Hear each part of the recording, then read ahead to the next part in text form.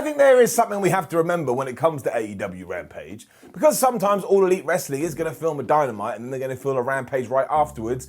It means certain wrestlers are wrestling twice in the same night. It's hard enough to wrestle once in one night, so the fact they're doing this, I believe it deserves a couple of thumbs. AEW Rampage is just part of our calendars now, though. We've gotten used to it because that's always the way with the wrestling world. So it's time to see whether it's doing a good job or whether it's doing a bad job, or whether it deserves an up or whether it deserves a down. And there's only one place to go to have that answered. It's this, the finger of power. Sometimes people tweet me going, Miller, that's just your hand. Oh yeah? If you ever meet me in the street, you say that to my 5 fingers and we'll see what happens. That sounded absolutely terrible. I did not mean it. Let's just start and we're going to up those downs.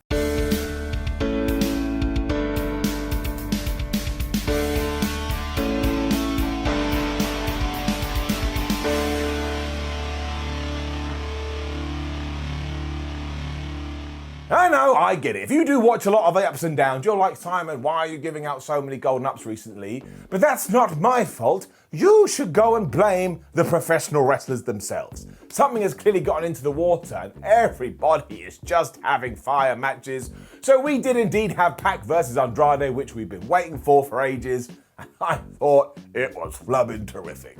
So it's not just an up.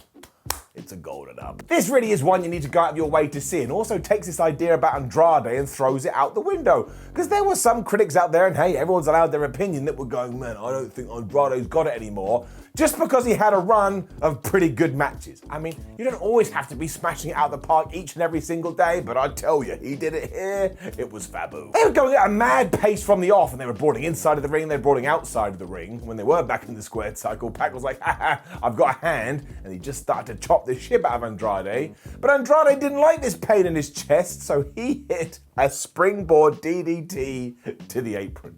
And I laughed. I was like, that's just a transition move. If I tried to do that, I would kill myself. Andrade followed that up with a springboard plancha, which was also just ridiculous, and Pac, not wanting to be outdone, fought his way to the top rope, and he hit a super Hurricane Rana. I mean, these two must have been like, well, we weren't able to do it all out for whatever reason. We are going to start off Rampage. Let's make it a night to remember. And I tell you, I'm remembering it right now. The kick that Pac followed this up with too was so stiff, I think it scrambled my brain. And then he was doing a moonsault from the top to the floor. And again, I think sometimes we forget just how hard that is. And then I think we almost had a callback to the Seth Rollins match. You remember that, Neville versus Seth Rollins? Because Pac hit the 450 and the ref went 1 and the ref went 2, and at 2.99999, Andrade put his foot on the ropes. My word, it made me scream, which annoyed my neighbours, but they should have known. Now, yes, we did have somewhat of a distraction finish, but as I also said on SmackDown Ups and Downs today, so you see there is balance, there's no bias here.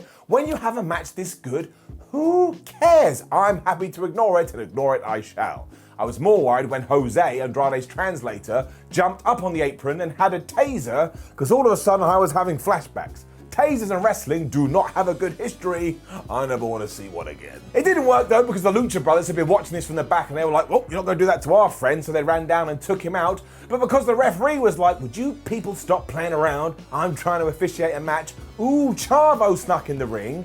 He hit Pac with an iPad, and that did allow Andrade to pin Pac, and he got what I'm going to consider as a pretty damn big victory. Seriously though, what a match, especially because afterwards we had a changing of the guard. Because Jose went to Andrade and went, look, I don't want to be that guy, I don't want to be a snitch, but I think Chavo used an iPad, and if I'd been there and said, dude, you wanted to use a taser, so you're twice as crazy. But clearly Andrade wasn't into this. He punched Chavo, and then poor Chavo as well. He got beaten up by the Lucha Brothers, he got put in the brutalizer by Pac, so I think he may be done.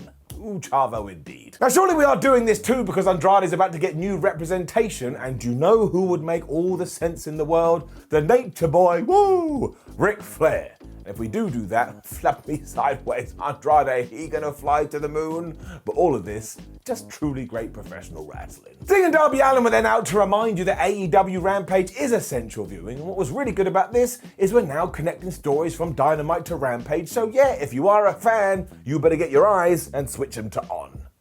I don't know what that means. Given what did happen on Wednesday though, Darby Allin wanted to get Shawn Spears' ass in the ring so he could beat it, and Sting felt the same about Tully Blanchard. He's like, Tully, how dare you put your name in my mouth, other way around, my name in your mouth, you know what I'm trying to say. But also, stop riding people's coattails. You're riding the Pinnacle's coattails now, and back in the day, you were all over the likes of Ric Flair and Arn Anderson. I was like, there he is, Sting, in his 60s, and he's firing those shots. Blanchard then walked out to the ramp to address this, but as it turned out, it was a ruse, it was a ploy, because as Sting was like, Tully, you better get out of here, Shawn Spears snuck in, he grabbed Darby Allin, he gave him the C4 on the outside, and as soon as the Stinger did see him, that damn Shawn Spears ran away. This was a really nice build though, especially because I think we are going to do some kind of tag team where Sting and Tully Blanchard are active members. Once again in 2021. I never thought I'd see that, but I have trust in AEW that they'll make it work because they've done nothing to convince me otherwise. I tell you though, I am so damn intrigued. Just to cement Rampage as an essential watch too, we were then also having interviews with Adam Cole, none other than Bryan Danielson. Cole told us that he joined the Elite because he trusts them more than anyone, and because I'm that guy, I was like, oh, I can smell the undertones, he's blatantly going to betray them at one point, before Bryan Danielson was here and he was saying, I'm sick of the Elite can kiss my ass, and to be honest with you, there's only one guy I want to take on, and that's Kenny Omega, but if he isn't going to do that, there's plenty of other asses I'm going to kick. And when this was done, I felt like, are we going to do Adam Cole versus Bryan Danielson? And if we are, I am going to have kittens. I say that all the time. I don't know what that phrase means. It just sounds so stupid, I should probably look it up. So I shouldn't have done it. I looked it up, and apparently it came to be in 1918, and according to the BBC, particularly painful pregnancies were thought to be a result of a witch's curse. So instead of being with child, the woman was thought to have kittens inside her, glorying to get out. So if you'd like to be updated, that apparently is what I compared Bryan Danielson to Adam Cole 2. Ding. It's gonna hit my button. Gonna go down to my elevator because there's nothing else I can do. Point is, you take everything with Sting, Darby Allin, the Pinnacle, and you take this, and it was just a good 5, 6, 7 or so, 8 minutes. I felt properly invested, and it's getting it up. More Dynamite fallout next, because it was Baker's buddies taking on Ruby's rockers. I couldn't come up with anything else.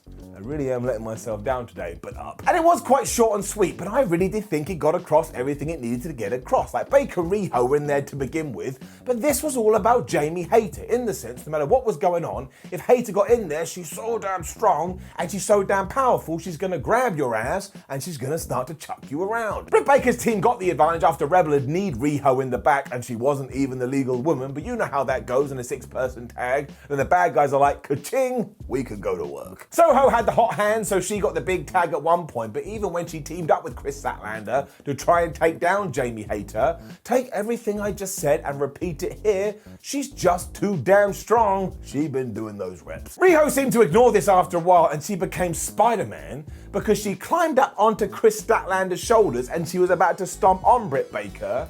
But do you know what Rebel did? Do you know what she did for her friend? She covered the dentist. She was like, no, please don't hurt her. She means everything to me. And Riho was like, ha ha, I don't care. And she double stomped Rebel instead. I did laugh because I am a very bad person, but it was a very funny visual. This allowed Ruby Soho to hit the right kick onto Rebel, and she got the 1, 2, 3.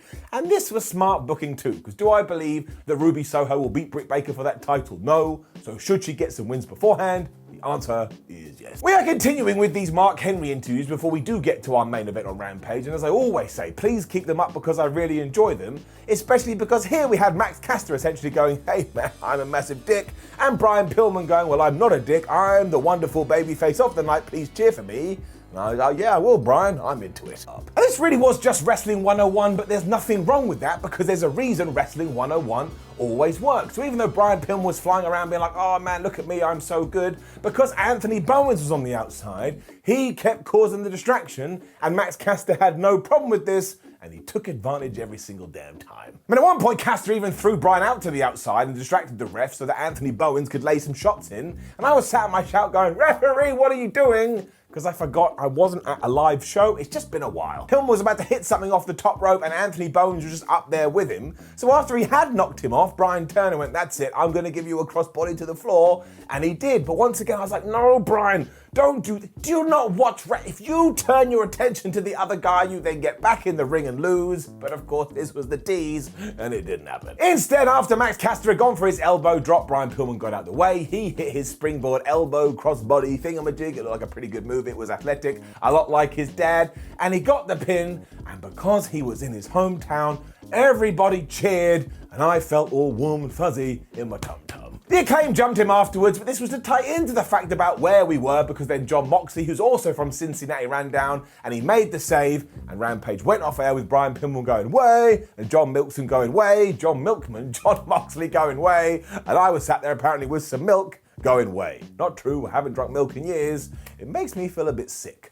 You didn't need to know that, but you just never know what's going to happen on Ups and Downs. So this was good times all around, and it left me feeling satisfied, which sometimes is all I need from my show. And if every other wrestling company on the planet wants to make their programs 1 hour long, I'm not going to argue. You start, you have fun, and then it's done. It rhymes, so it's true. Up. Now please do leave a comment below and let us know what you thought about last night's AEW Rampage. Like the video, share the video, and subscribe. Head on over to WhatCulture.com where you can stay up to date with all the latest wrestling news. Make sure you come say hello on social media. And again, we've got SmackDown Ups and Downs. It's probably up. It's going to be up soon. You have all the content. Go watch it. My name is Simon WhatCulture. Thank you for joining me as always.